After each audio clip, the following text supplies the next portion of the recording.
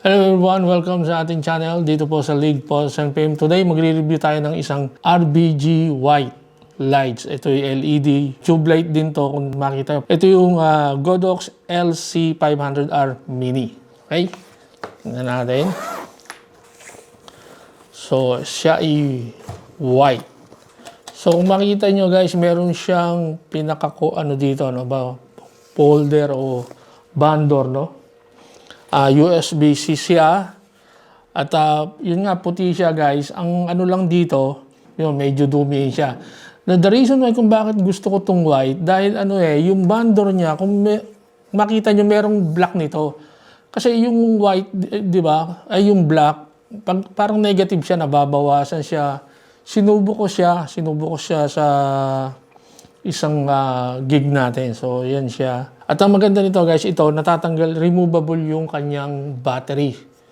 Makikita nyo, kung masira yung battery o kailangan yung mahaba-haba ang oras na pag-shoot, pwede nyo siyang paltan.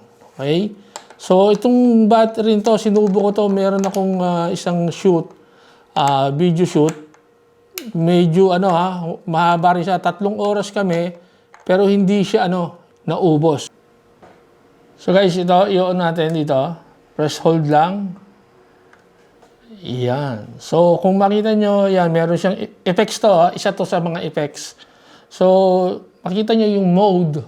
Yung mode, pag kinlik yung mode, dyan nakita, eto na yung kulay na gusto nyo. Kasi may warm to eh. Kung gusto nyo baguhin yung Kelvin, niya, FN, makita nyo may arrow doon. So, iikot nyo lang siya. Kita nyo, nagwa-warm siya, di ba? So, yan yung mga talagang ginagamit natin most of the time. Okay? So, meron din siyang, pag kinundot mo na yung mode, ito naman yung kulay niya, kung anong gusto mong kulay. Okay? So, function uli, nakikita nyo yung arrow. Kung saan siya tumapat, pag tinurn on clockwise, counterclockwise, yun ang ma-apektuhan. And then, pounder nyo uli, so kung gaano ka-saturate o light yung color na gusto nyo. Okay? So, yun yan, yung color. Pwede nyo itong i-operate sa app. So, titingnan natin yung app para makita natin kung ano-ano yung mga effects na nandito. So, yung effects guys ay nasa Godox Light app. So, Godox Light app, click nyo lang yan. So, makikita, ito kasi na-testing ko na. Meron akong isang TL30. Next vlog natin, pakikita ko sa inyo yung diferensya.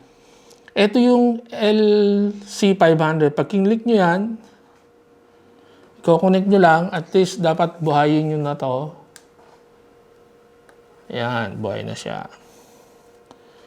So, kukonek natin. Ayan, connect na siya. Ayan dyan, guys. Dito nyo pwede nyo kontrolin yan. Ito nyo. Ayan. RBG, and then pwede nyo galawin yan. Kung anong gusto nyong kulay. Color picker, meron din yan. Itong color picker, kung ano yung kulay na mapipili nyo. Halimbawa, pipili tayo ng orange. Pag yung color picker, pag inano nyo yung orange, kinapture nyo, so yun din ang magiging kulay niya. So yun, pwede nyong ibagay yung surrounding sa inyo. Okay? So yung picture, ito yung mga effects. Okay? Merong RBG cycle. Meron ditong party. Ayun yung party. Meron din flashlight. Ayun yung flashlight. Ayan. Okay?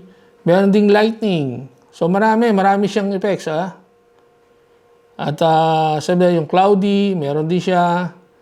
Then yung police car, ayan, meron din siya. Yung police car, pwede nyo gawin kung ano yung kulay na gusto nyo. Red, blue, o red lang, yellow lang, RB white, yan, pwede yan. At saka siyempre, ito yung explosion. Yan, pwede nyo gamitin yan. Kung gaano kabilis yung magiging explosion nyo. Yan, ganyan, di ba? So, welding, yan, meron ding welding.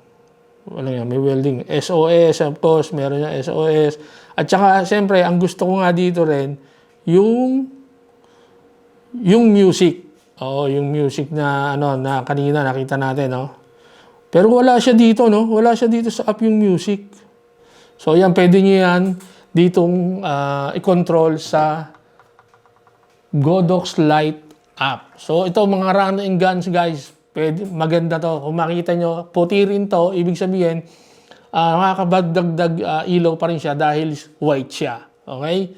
At then the same time, ito yung shot natin na ginamit natin to first time. At saka siyempre, may handle siya. Ewan ko lang yung ano kasi medyo may kamahalan yung malaki. But ito enough, lalo na dun sa mga nagre-reels at medyo malaki na rin yung channel nyo. I think full power, around 50 minutes based on paper, no? Pero nung shoot namin the last time, 3 hours kami. Pero hindi naman namin nagagamit. 60 minutes lang. 60% lang yung power na ginagamit namin. I think 3 hours kami doon.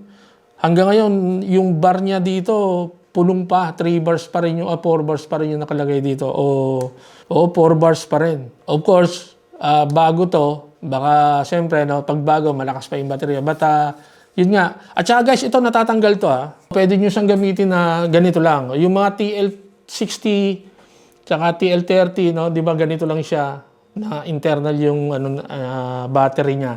Ang kagandahan nito guys, ito, pag medyo yung baterya nasira, pwede nyong bilihin siya. Kasi doon sa mga TL30, medyo kapag nasira yun, kasi yung battery, no? Hindi natin alam kung paano papalitan yun. Pero ito, ano siya, natatanggal. At saka, pero kung matagal yung shoot nyo, pwede nyo siyang bumili ka ng extra. At saka merong, may block nito. Okay, mayroon siyang block. O, ganyan lang yung pagkabit niya. So, ayan, ganyan lang siya. At saka, syempre, may protection din siya kapag yung so close mo na yan, pwede mo siya ibaba na ganyan. Ayan. So guys, ayan yung ating review dito sa ating Godox LC500R Mini. Sa mga nag-i-start at saka sa ito talagang kapag nagre-release ka, kahit sa wedding, party yung pinuntahan namin, no? Kahit sa wedding, pwede ito kapag lalo na kapag medyo madilim yung lugar, reception o wedding event, madilim, magandang gamitin to. Talagang maaasahan to.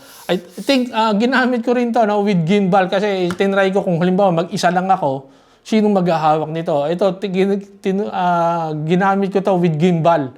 O medyo awkward lang pero at the same time magagamit pa rin. Okay? So guys, this is ito yung ating review dito sa Godox LC500R.